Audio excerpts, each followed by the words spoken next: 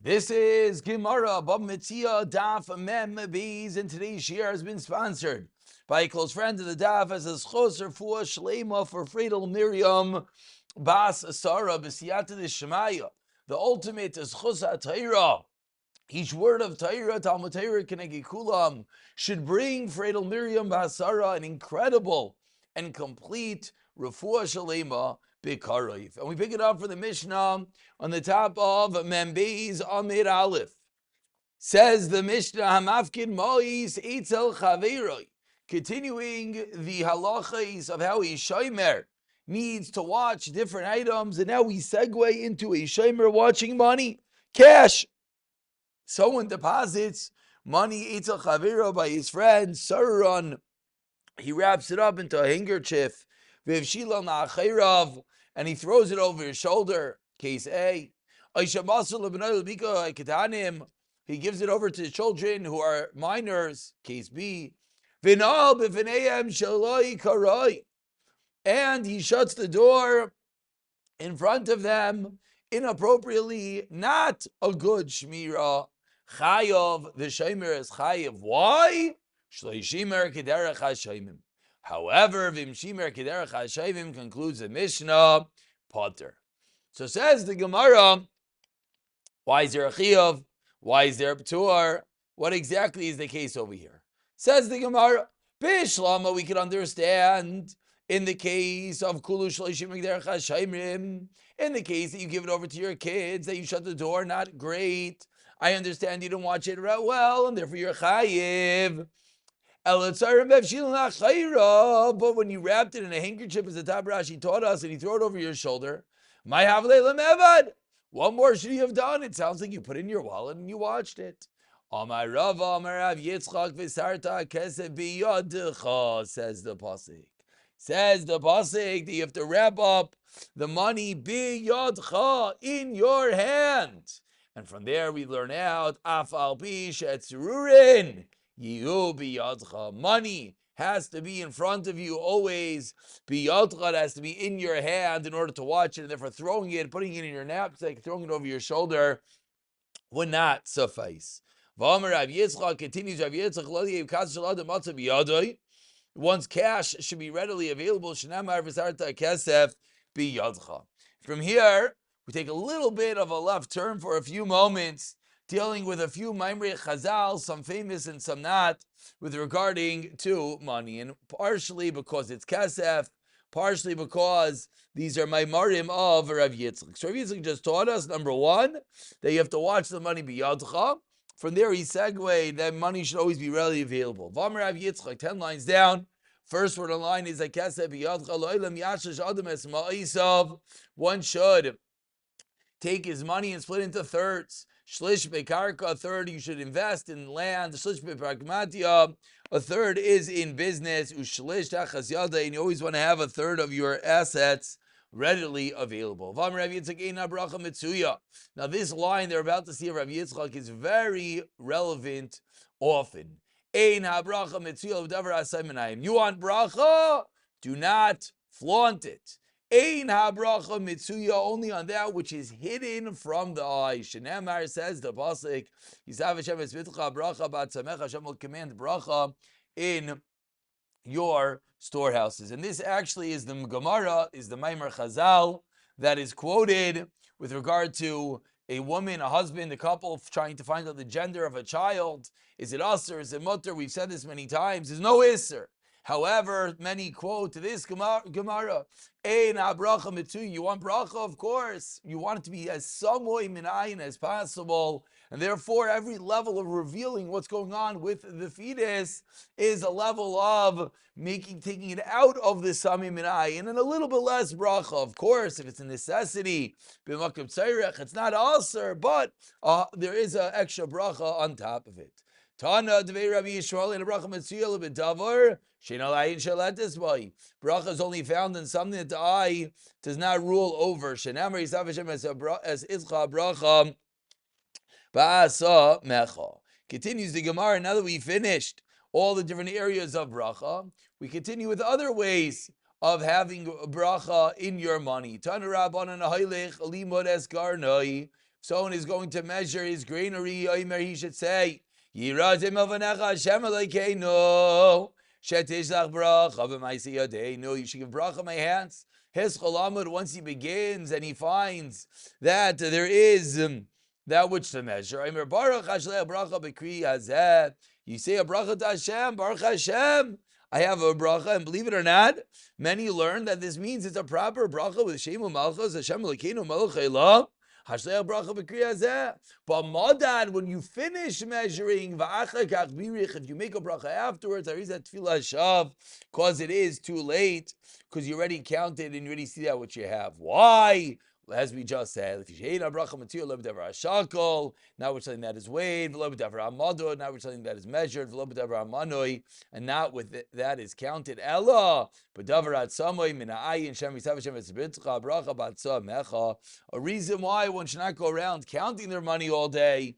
The less one knows about their assets, the more bracha there could potentially be. I will just mention one.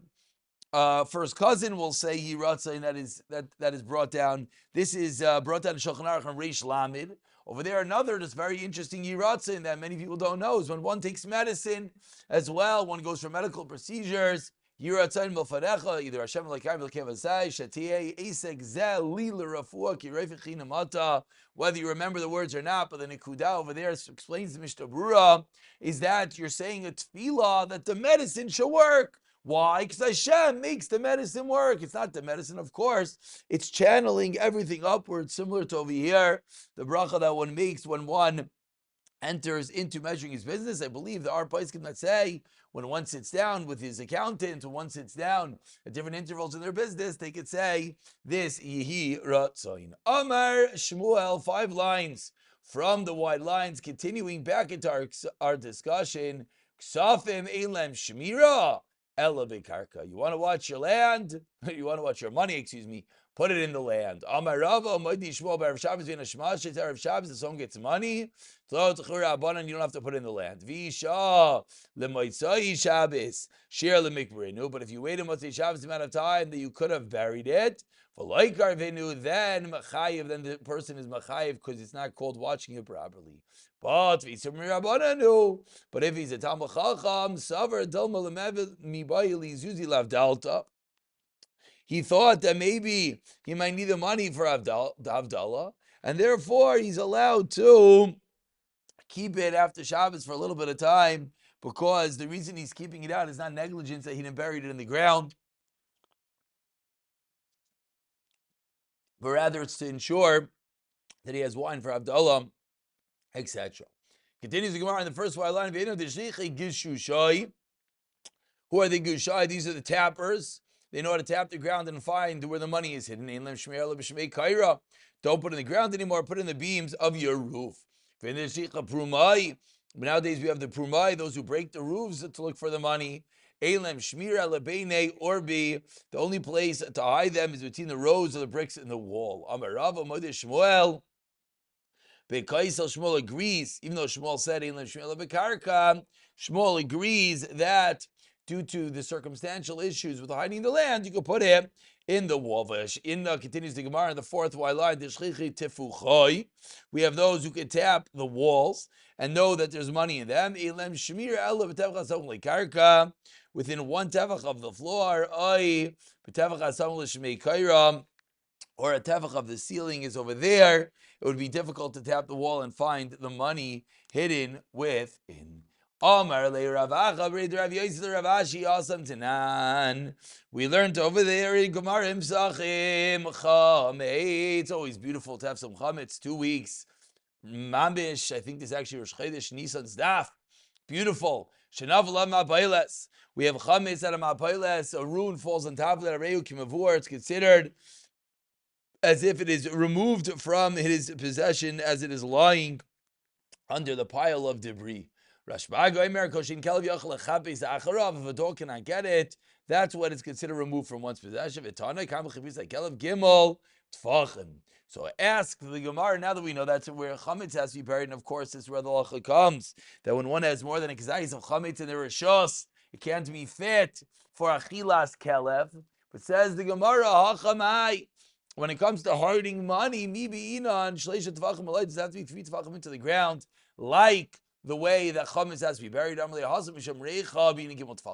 Over there, the reason why you need it so deep is so the dog cannot smell it. But hacha by money misham iskuse mi iskuye miina meina loy beinan gimel tefachim. Here you're just trying to get out of eyesight, therefore you don't need to put it 3 tefachim into the ground. V'kama amarava misivchra tefach, you hide your money a tefach into the ground. And 8 lines from the end of the Amir Ugavar Davkid Zuzi Gabe Chavre, some stories. So deposits his money by his friend Osfinu Bitsrifa to Urbanim. And where did he place it? In willow branches. Ignavu was stolen. Amar Rav Yosef Avgad Linin Ganuve Nitirusihi. Even though from Ganavim it's considered a watch, Linin Nura Pishiwasihi. But to put the money in these willow branches is considered negligence with regard to a fire. And therefore, says Rav Yosef, hopefully this should sound familiar. If you were Proshea, you put in a place that could be consumed by a fire. It's true, at the end it was an Einis that it got stolen, but says Rav Yosef, Chilasha Vishia, Seifa Ba'Einis is Chayiv. Igadi Amri Avagavtani Nura, Shuasi Linin Geneva Nitirusihi. Another lashon is that even though with regard to fire, it's a pshir regarding Ganavim, it's considered watched. Chilas b'mshiv Seifa Ba'Einis is Potter. Meaning different l'shaynes, why the chas b'shiv seven is chayiv or potter. Hilchasat chas b'shiv seven is chayiv. Aho gavra, another story. Divgid Zuzi that deposited money gabi chavre. 4 lines from the bottom. They have these Zuzi asked for back for his money. Amar lei lo yodane chasvin. I don't know where I put it. Asli made the Rav gave the Rav Amar lei kol lo yodana b'shuasi. To forget where you put it is considered a negligence. Zil shlim. Therefore, you have to go pay him back. Another story. Ho gaver davgid zuze gabe chavre ashlaminu liimei vosvinu bekartalisa. He gave it to his mother, and she put it into a box. Vignev, and it was stolen. How should we judge? Namely, day zil shlim. Should we tell the shaymer to go? He has to pay. Amar, he can respond as we turn over to Amar.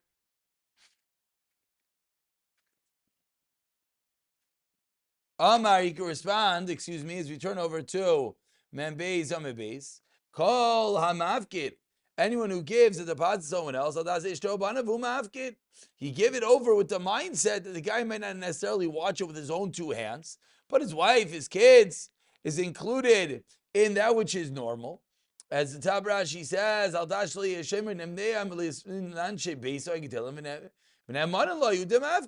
so over here, he gave it to his mother. So therefore, it should be the same thing. It should not be considered Shia. So why would he have to pay? Namely, Zili, if the mother has to pay, namely, Zili Shlimi, go pay. Amra, she can respond, Amra leads Lavdi Daininu. My son never said it wasn't his. The Akbarinu that I should have to bury it in the ground. I thought it was my son's money, which I could put in a box. Name Amra law. If we ask the son, why didn't you tell your mother that it wasn't yours? Amar, he can respond, Kol Shagain. I thought if I told they were mine, she'd be even more careful. So if she thought it was mine, I thought for sure she would bury it in the ground. So we have a little bit of a confusion over here. Who pays? Says the Gemara 6 lines down. Ela Marava Mishtaba Ihu Dahanu Zuzi Islaminu Liime. So he swears that he gave the money to his mother. And the mother swears were placed in a box, and they were stolen. Upater, and the shaymer is going to be pater. So another story that again the son swears he gave it to his mother. Mother swears she put it in a box, and no one is chayiv to pay the cash. Ahu abatrapas. 10 lines down. The first line is abatrapas. He asked me of Yisaimim. Tizaven elu turali asked me. And the Apotropis bought an ox for the Yisamim Master Labakra, and he gave the ox over to a Bakra, it's like a shepherd, a shamer, to watch the ox. The ox didn't have teeth yet to eat. Umeis, an ox died. What should we say? Tell Apotropis he has to pay. They gave it to the Bakra, the guy in charge of the animals. Name the bakra zel shem ama anabade turak me too. I put it with all the other animals. Uchla shadai lay. I threw food to it. Lavi adana deloy achel. How am I supposed to know that it didn't eat? So says the Gemara, Mechdi bakra shemer sachadi yasmihu ibay yune. The bakra is a hired watchman, so he should have looked into it to figure it out, and therefore he's going to be chayiv. Says more 1 second. Yachib say that the yasmi. If the Yisayim would have lost, it's true that this bakra, this shemer would have to pay. On the lack of say that he asked me why. Because they found the previous owner of the ox, and he paid. Why? Because the ox that was bought had no teeth, so the previous owner paid for that issue. Elaman katayin. Says the Gemara, so 1 second. If the Yisayim got back their cash that was bought that was utilized to pay for this ox, so who's the Dintayra amongst over here? Mare Ditura Katayin. So now the owner of the ox is demanding payment from the apotropis, saying, Ibay Liladinan. You should have said, you bought this animal, and you should have realized that there were no teeth. Says the Gemara, my modina lay. Made the other. What do you mean you should have told him? He knew it was his animal. Says the Gemara, okay, let's figure out finally what's going on. He's dealing with a safsirah, dealing with a middleman. He buys some here, it sells them there. And therefore, the person that sold it, the owner, wasn't really the animal's owner. He was a middleman. Therefore, he did not necessarily know that the animal had no teeth. And therefore, he's bringing the apotropis to Bezdin and saying, listen, I sold you an ox. You took it. You gave it to a shamer to watch. But you should have looked at the ox before you given it over. You should have told me it had no teeth. And therefore, this owner, who's the middleman, is bringing the apotropis to Bezdin. Helkach, so what's the halacha? Says the Gemara 15 lines to the bottom. First line is Mishtaba. Mishtaba Iudavi Adam Umishalim Bakra Demei Basar Bizol. So the herdsman, the Bakra, swears he didn't know that there were no teeth, and he pays the value of cheap meat back to this middleman. And one more story for the day. There was a guy, Kishuta Gabre Chavre. He put some hops by his friend. The shomer as well had his own pile of hops. Amar Leila say. So the shomer told his worker, Mahai Rami, take from this pile. Azal, meaning he was making beer. So he pointed him to take from his own hops. Azal Rami me'edach, and he took from the other pile. Amar Ravam and Hechlan Dan Dina Laidina. Namely, Dezel Shlem. Amar Na'ana Amar Le Mahai Rami. Though he's going to say, what do you mean? I told my helper to take from the other pile. Namely, Lesar says he shouldn't tell the worker to go pay. Amar Loi Amar Li Mahai Rami Mahai Loi Termi. He didn't tell me to take from this one and to take not from this one. Says the Gemara of